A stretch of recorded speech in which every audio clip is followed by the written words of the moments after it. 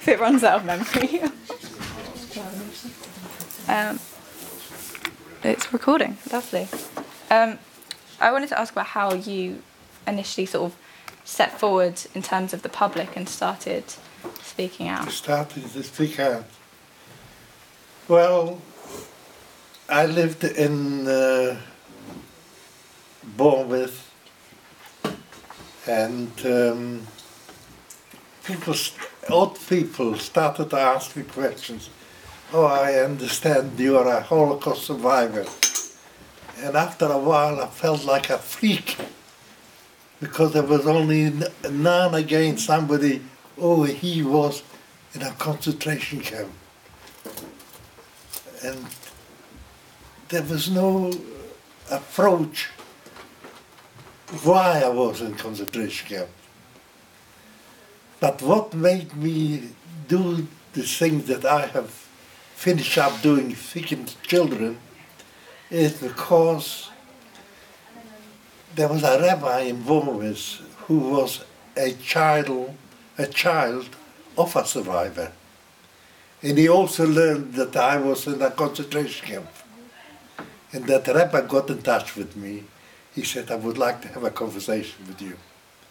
I said, you come along to my house and we have a conversation. And as the conversation was going on, he said, you know, this must be put down on a tape for posterity.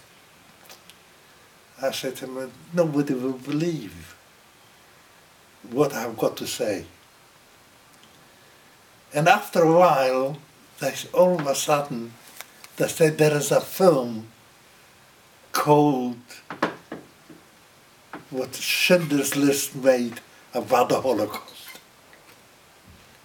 And my whole synagogue, and because there were two, he was a Reformed rabbi, he had his own community, and I came from a more religious family, so I belonged to the more religious shul.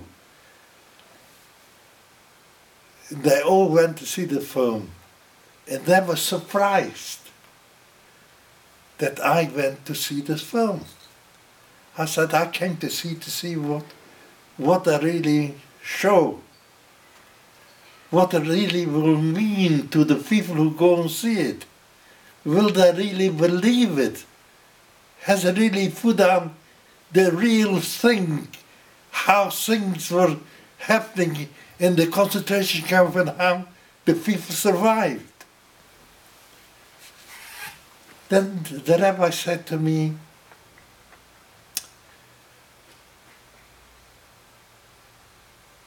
I'll come there around one day and we make a tape. And while we were making the tape, it took a long time. Because as things went on, he started to tell me his story, how he was brought up with very strict parents who were also religious people, and how tough it was. And then when he related his experience from his parents to what I am saying, we had a good cry together. And we made this tape, and this tape now is in the Jewish Museum. Then he also suggested to speak to children. And I thought to myself, you know, this film will give us a chance. They've seen the film. Now I'll be able to talk. They'll be able to understand what I'm trying to tell them. So I started off with 6 children in a cheder, in a Jewish school. Then I was invited to a school and I was speaking to 26 children. And from that school, then another school got phoned me through, come and speak, and I was speaking to 60 children. And this is how it progressed, and this is how I went from school to school to school. 4 times a week I went to school, sometimes 5 times a week to school to speak. It was getting out of control. Not only I, There was other speakers as well. But I went back to the same school year after year. And you know, when I speak to you, I feel that you are my children. You are my life. You are a living legend, because you got the future in front of you, and through you I hope to see a better world. Only you can do it. For us, for me, it's too late. I've done my bit. But you got your future, and I dearly love to see a better world. A better world. And you can do it, believe you me. You can do it. Collectively, you can do it. And how important was that for you when people finally started listening and accepting and understanding? I feel that I hope that once that they heard me talk, they will remember my words and to see, let's do what Joe said, maybe he's right.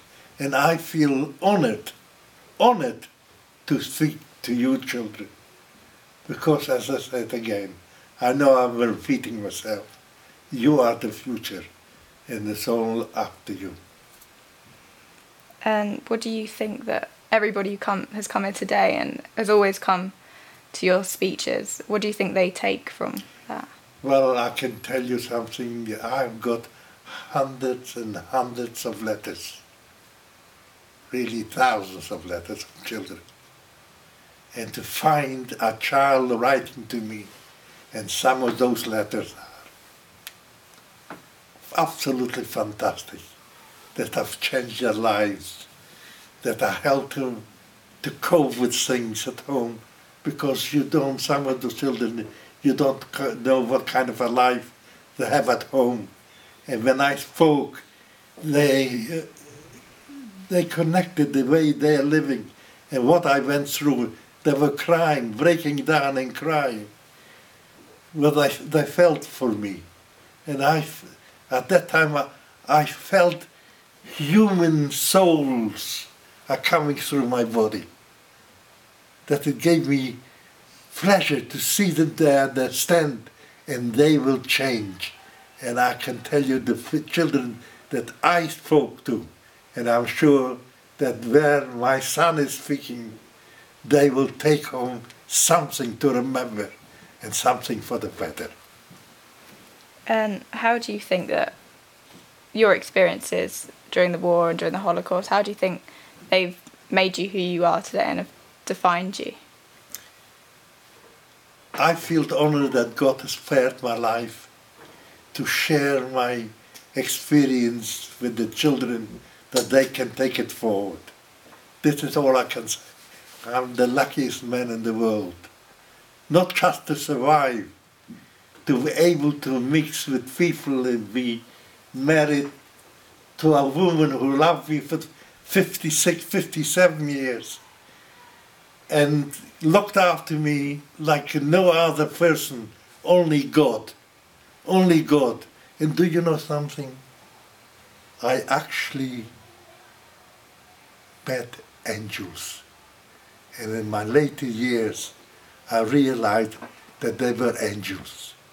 I'll give you one instance.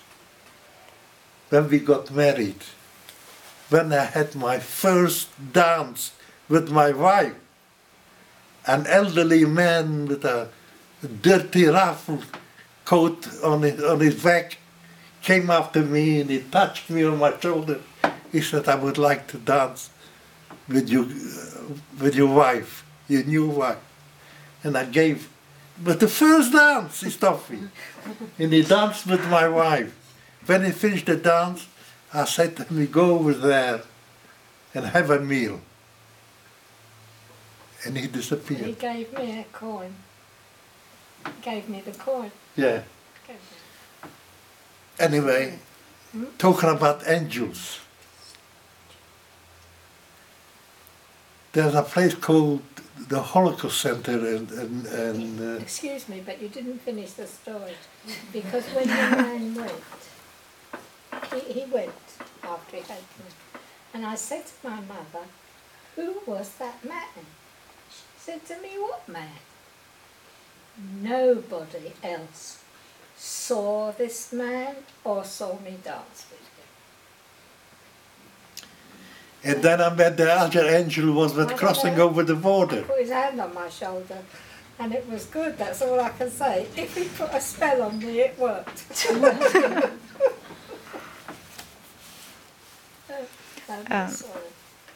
Do you ever feel like in the years following the war, when people didn't want to speak about the Holocaust or didn't want to acknowledge it, happened and continue to today, do you feel resentful for those people? No, people don't know how to ask a question, how to talk. Because when you mention the Holocaust, I clamp up because the conversation is finished. You feel like you're an outcast. You know? The question was asked, and you say you're a survivor. Oh, I don't know what to ask. How to carry on the conversation with you. And how much do you think that's changed today, that the work that all of you and the other survivors done? Hasn't changed a bit. Hasn't changed a bit. Only you children ask questions. The grown-ups, they were too busy to survive. They also had a war, and they also had bombs falling on them. And what you went through, it's nothing. We also went through. So it's like so tit for tat. And how hopeful are you that will change?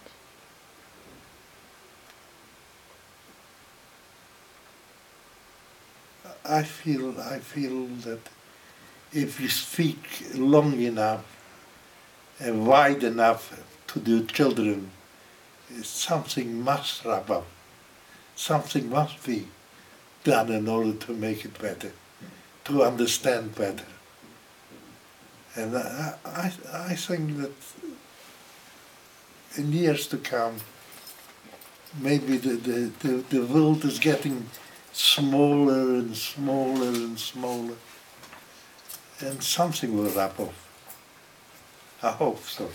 No, I feel confident. Dad, straight off of your website, I pulled it.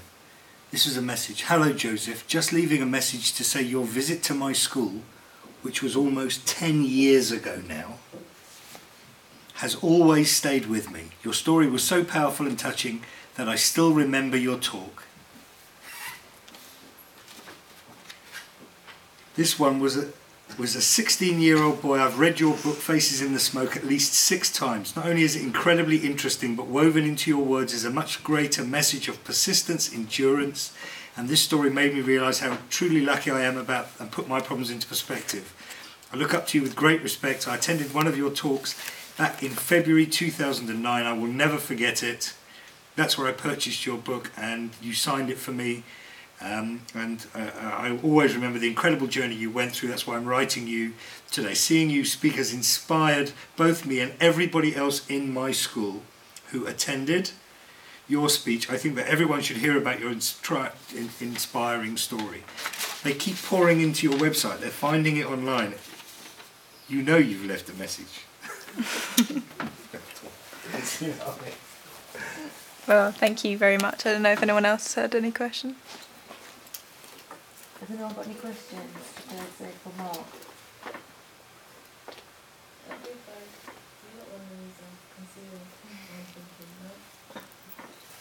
No, I've got regards from David Herman